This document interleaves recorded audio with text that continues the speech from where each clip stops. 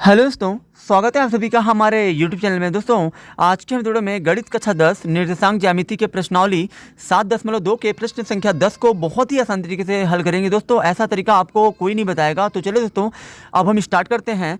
जैसे कि हमारा क्वेश्चन दिया गया है, एक समचतुर्भुज का क्षेत्रफल ज्ञात कीजिए जिसके शीर्ष इसी क्रम में 3,0 4,5 -1,4 और -2, -1 है। यानी कि दोस्तों हमें एक जो है समचतुर्भुज का क्षेत्रफल ज्ञात करना है। तो दोस्तों आप सभी समचतुर्भुज के बारे में दोस्तों जानते होंगे कि समचतुर्भुज किसे कहते हैं। दोस्तों ऐसा चार भुजाओं से घिरी ऐसी आकृति जिसकी सभी भुजाएं बराबर हों और दोस्तों प्रत्येक कोण 90 अंश का होता है, उसी को दोस्तों हम लोग समचतुर्भुज कैसे कहते हैं। यानी कि चार भुजाओं से घिरी ऐसी आकृति जिसकी सभी भुजाएं बराबर हों तथा प्रत्येक कोण 90 अंश का हो, उसी को दोस्तों हम लोग समचतुर्भुज कहते हैं। तो दोस्तों यहाँ पे देखिए समचतुर्भुज का दोस्तों क्षेत्रफल कैसे निकलेगा। तो दोस्तों आपको सबसे पहले तो दोस्तों समचतुर्भुज का क्षेत्रफल का दोस्तों जो सूत्र होता है वो आपको जानना चाहिए। तो दोस्तों समचतुर्भुज का क्षेत्रफल का सूत्र होता है 1/2 विकर्णों का गुणनफल। यानी कि दोस्तों हमको विकर्ण पता रहेंगे तभी हम लोग इसका क्षेत्रफल निकाल पाएंगे। तो दोस्तों यहाँ पे देखिए, जैसा कि दोस्तों हमारा एक जो है समचतुर्भुज है ABCD। अब दोस्तों इसी क्रम में इसके दोस्तों शीर्ष दे दिए गए हैं। शीर्ष का मतलब दोस्तों ये है कि A का निर्देशांक, B का, C का और D का, इन चारों शीर्षों का ये दोस्तों शीर्ष हैं ABCD। इन सभी का दोस्तों निर्देशांक दे दिया है बारी बारी से। 3,0 दोस्तों A का है, तो दोस्तों यहाँ पे आपको लिख देना है 3,0।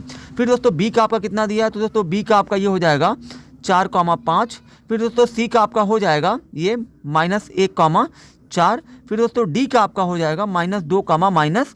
ठीक है दोस्तों। अब दोस्तों यहाँ पे देखिए, चूंकि दोस्तों समचतुर्भुज का क्षेत्रफल होता है 1/2 विकर्णों का गुणनफल। विकर्ण दोस्तों कौन होते हैं, तो दोस्तों A और C को मिलाएंगे तो ये हमारा पहला विकर्ण हो गया।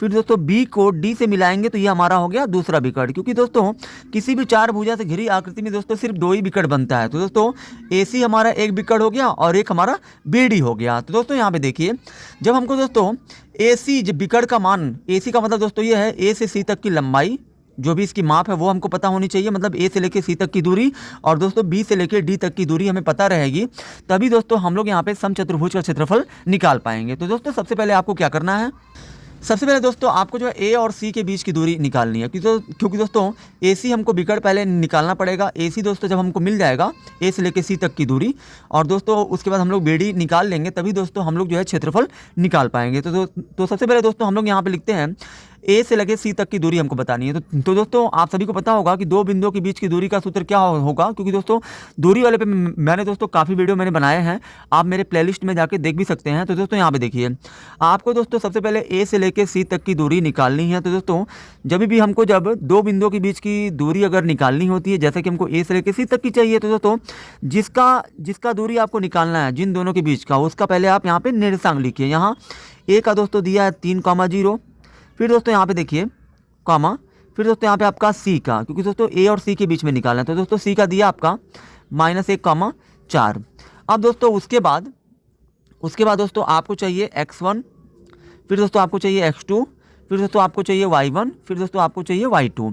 x1 दोस्तों कैसे मिलेगा, A और C से, क्योंकि दोस्तों A C के बीच की हम लोग दूरी निकाल रहे हैं। तो दोस्तों A और C से ही हमको x1, x2, y1, y2 लेना पड़ेगा। तो दोस्तों यहाँ देखिए x1 दोस्तों आपका हो जाएगा 3। ठीक है दोस्तों। उसके बाद दोस्तों x1 के बाद जो होता है वो आपका y1 होता है। y1 दोस्तों ये 0 होगा, तो y1 आपका होगा 0। फिर दोस्तों दूसरा जो हमारा बिंदु है C, इसमें दोस्तों जो पहला अंक या संख्या है वो दोस्तों हमारा हो जाएगा x2 हो जाएगा। फिर दोस्तों x2 के बाद जो होता है वो आपका होता है y2 हो जाएगा आपका 4।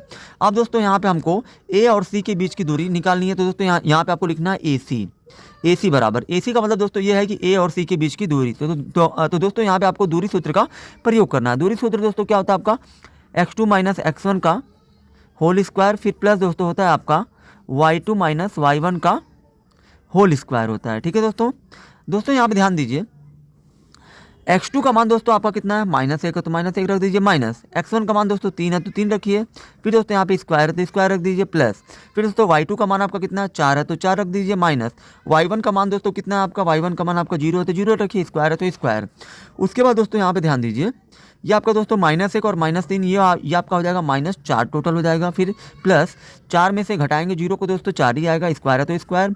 फिर दोस्तों यहाँ पे देखिए दोस्तों माइनस का स्क्वायर प्लस ही आता है, प्लस तो लिखेंगे नहीं, 4 का स्क्वायर दोस्तों हो जाएगा 16। फिर दोस्तों प्लस 4 का स्क्वायर हो जाएगा 16।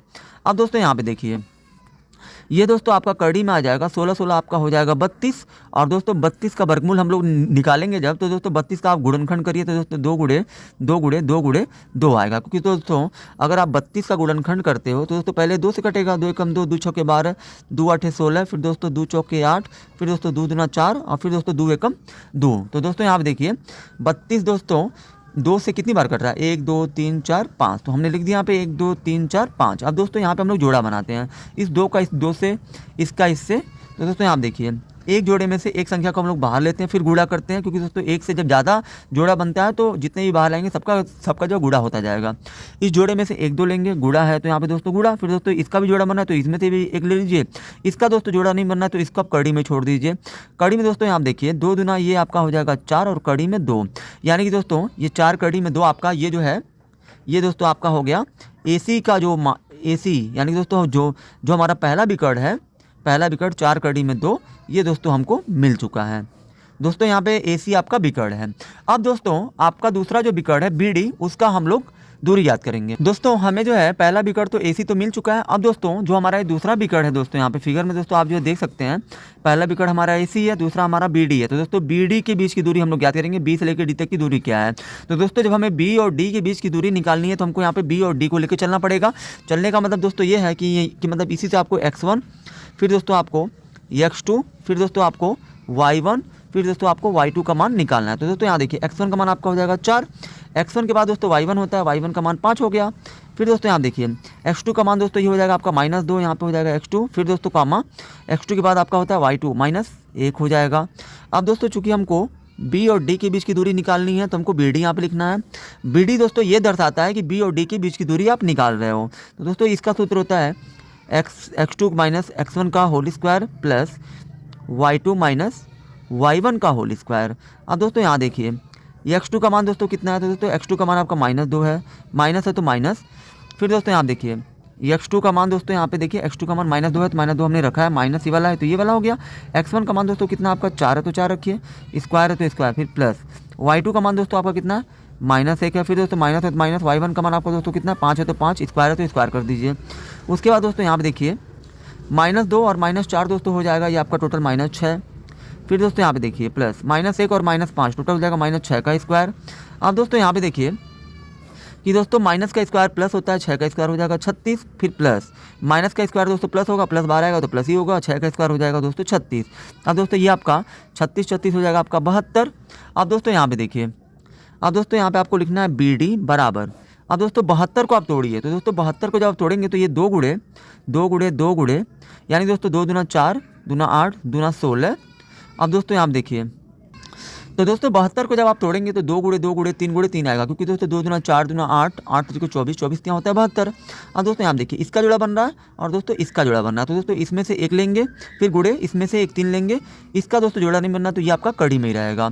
अब दोस्तों यहाँ पे देखिए ये आपका दोस्तों BD बराबर 2 3 दोस्तों हो गया 6 और कड़ी में दोस्तों 2 है तो 2, यानी कि दोस्तों जो हमारा दूसरा विकर्ण है वो हमको मिल चुका है। अब दोस्तों हम लोग जो है क्षेत्रफल आसानी से निकाल सकते हैं। अब दोस्तों अंत में आपको लिखना है अब AC बराबर, मतलब दोस्तों AC जो हमारा पहला विकर्ण था वो हमने लिख दिया, फिर दोस्तों BD हमने लिख दिया। अब दोस्तों यहाँ पे आपको क्षेत्रफल निकालना है, तो दोस्तों क्षेत्रफल दोस्तों होता है 1/2 विकर्णों का गुणनफल, क्योंकि दोस्तों समचतुर्भुज के क्षेत्रफल का सूत्र होता है 1/2 विकर्णों का गुणनफल। विकर्ण दोस्तों हमारे कौन कौन सा है, AC है और गुणे BD हो जाएगा, क्योंकि दोस्तों 1/2 विकर्णों का गुणनफल विकर्ण AC और BD का क्या हो जाएगा, गुणा हो जाएगा। दोस्तों यहाँ पे 1/2 है तो 1/2 करिए। AC का मान दोस्तों 4 कड़ी में 2 है तो 4 कड़ी में 2 गुणे, BD का मान दोस्तों 6 कड़ी में 2 है तो 6 कड़ी में 2। अब दोस्तों यहाँ देखिए ये आपका 1/2 हो जाएगा। अब दोस्तों यहाँ पे देखिए पहले आप कोष्टक हल करिए, 4 छके हो जाएगा 24 और दोस्तों बाहर वाले का बाहर वाले में अंदर का अंदर में, यानी कि 2 दूना हो जाएगा 4। अब दोस्तों यहाँ पे देखिए ये आपका 1/2 हो गया, यहाँ दोस्तों कुछ नहीं तो गुणा है। दोस्तों यहाँ 24 है तो 24 लिखिए। दोस्तों ये देखिए कड़ी के बाहर जो भी संख्या होती है उस संख्या और जो कड़ी के बीच में यहाँ पे कोई चीज़ नहीं होता है तो गुणा माना जाता है। दोस्तों यहाँ पे 4 का वर्गमूल कितना होता है दोस्तों, 2 होता है तो 2 रखिए, 2 से 2 कट जाएगा। यहाँ पे दोस्तों ये आपका आ जाएगा 24 वर्ग इकाई, क्योंकि दोस्तों यहाँ पे इकाई ही आपको लिखनी है और दोस्तों यही आपका 24 वर्ग इकाई यही आपका क्षेत्रफल होगा। आई होप कि दोस्तों आप सभी को ये वीडियो बहुत ही ज़्यादा पसंद आई होगी। अगर आप हमारे चैनल पर नए हैं तो हमारे चैनल को सब्सक्राइब जरूर करें।